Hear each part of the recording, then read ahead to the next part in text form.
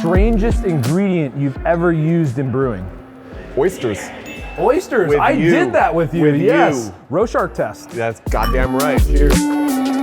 All right, so here's one. What's the strangest ingredient that you've ever brewed with?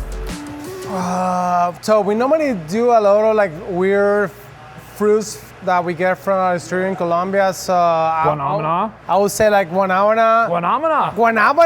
Guanábana. It was one of the weird Sour sop, right? Yeah, sour sop.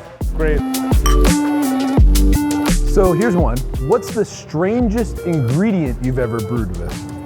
Thiolized yeast. No, actually, hold on, my phone's ringing. Let me start. I would probably say beets. Beets. Just I was a red beet saison.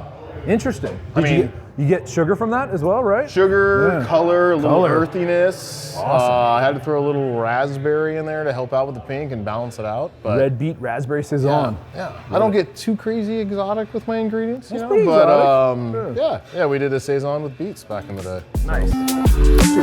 Cheers, man. Yeah. All right, so Craig, what is the strangest ingredient you've ever brewed with? And I've done some strange brews with you, so I'm interested to hear this. We do an annual dry hop beer with spruce tips from Colorado. And I guess now a couple people have asked me how to add it, so I guess that is Yeah, spruce beer is a worthy amazing. endeavor for sure. Yeah. Totally.